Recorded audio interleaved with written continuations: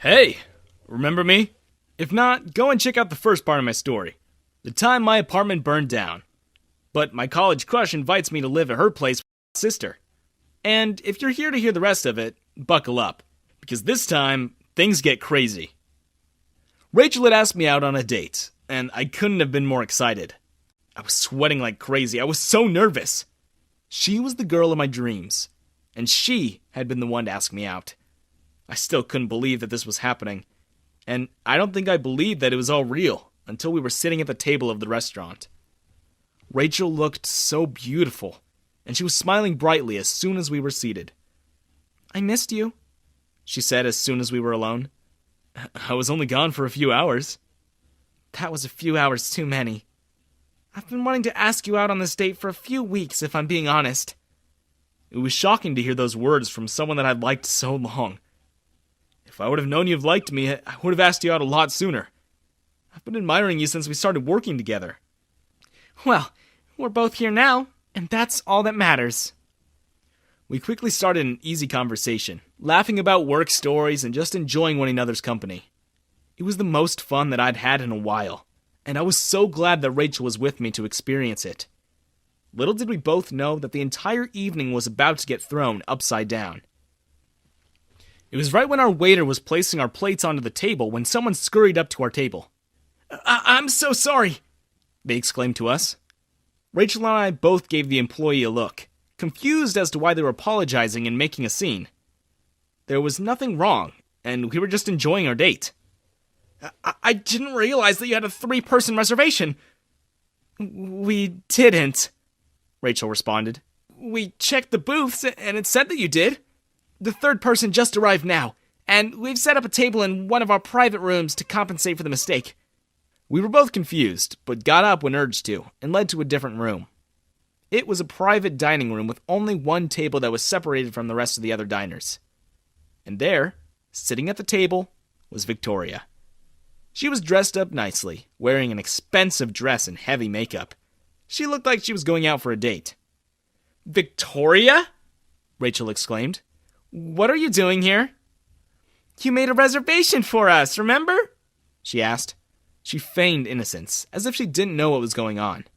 "It was for 3 people, and it hurt my feelings when I found out that you and Luke had gone without me. Because this was a date. Our reservation was for 2 people only," Rachel argued. Her face was getting red, and it was obvious that she was angry.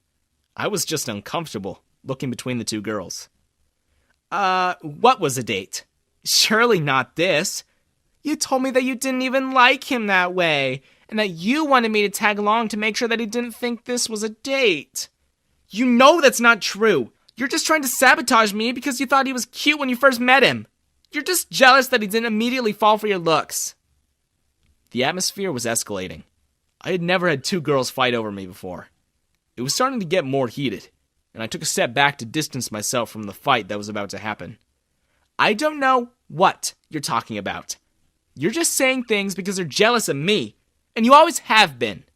Admit it. Every guy that you've ever liked takes one look at me and wants me instead of you.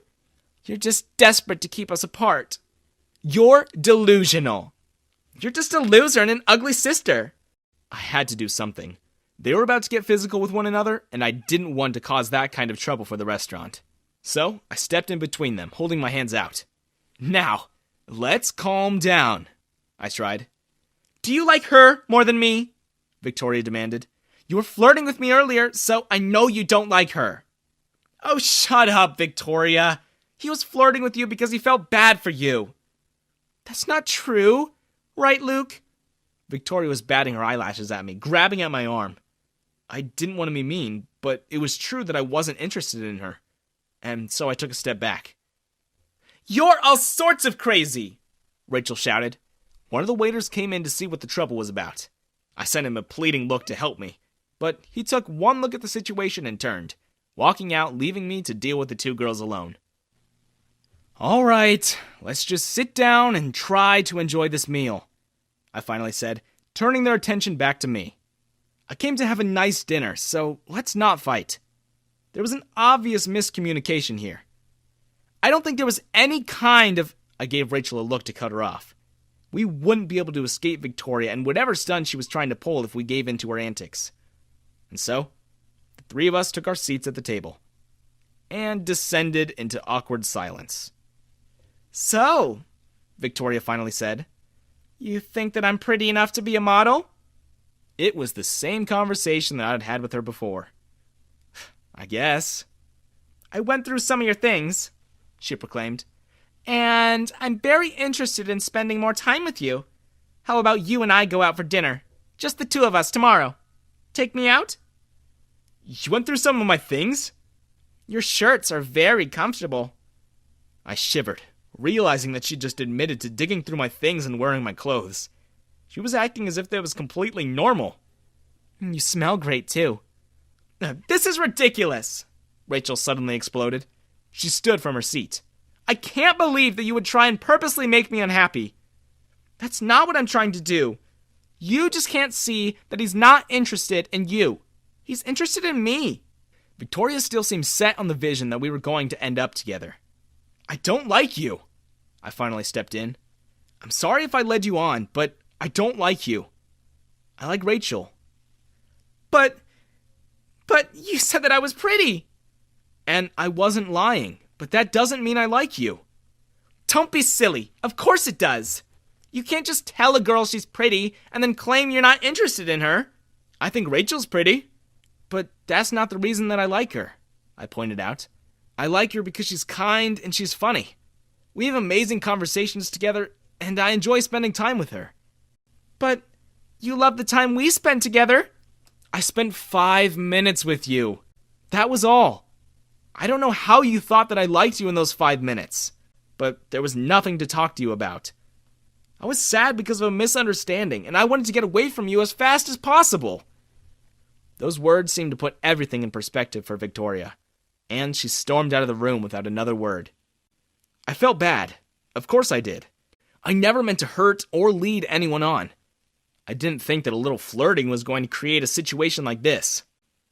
"I'm sorry," I apologized to Rachel. "You're not the one that should be saying sorry. I didn't think that she would be this crazy. I never would have allowed her to talk to you at all if I knew that she was going to pull a stunt like this."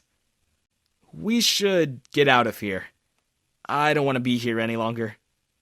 "We could take a walk through the park." "That sounds great." I took her hand in mine, and we walked out of the restaurant, down to the park across the street. Even if dinner had been ruined, we could still make the best of the evening. That was until someone shouted and lights were being flashed at us. "Stop!" The both of us halted and looked at the man who I then realized were police officers. "Are you all right, sir?" What? I was confused. "What do you mean, am I okay?" "Someone called an attempted kidnapping." "A what?" Rachel and I both looked at one another, confused as to what was going on. "I don't know what you're talking about," I refused, shaking my head. "There's no kidnapping going on. Who would say such a thing?" "Baby!" Suddenly, Victoria was running towards us, throwing her arms around my neck. "I thought I lost you when that crazy girl came with a knife to kidnap you and force you to take her out on a date." She was crying, putting on an entire show. "I didn't know what to do." "Are you crazy?" I asked, taking a step back. "You called the police just to try and ruin our date?" "Baby, what are you saying? You were kidnapped." "Stop calling me baby. We aren't dating and you're delusional." I turned to the police. "I'm so sorry if there was a misunderstanding. You're wasting your time here. There was no kidnapping. She's just crazy." "Are you sure?" "Yes, I'm sure." It took too long to convince the police that Rachel had not kidnapped me.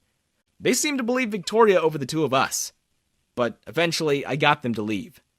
Victoria was standing there, shaking her head. "You don't realize that we're meant to be together." "I've known you for less than 2 days. I don't like you, and I never will." "Time doesn't matter.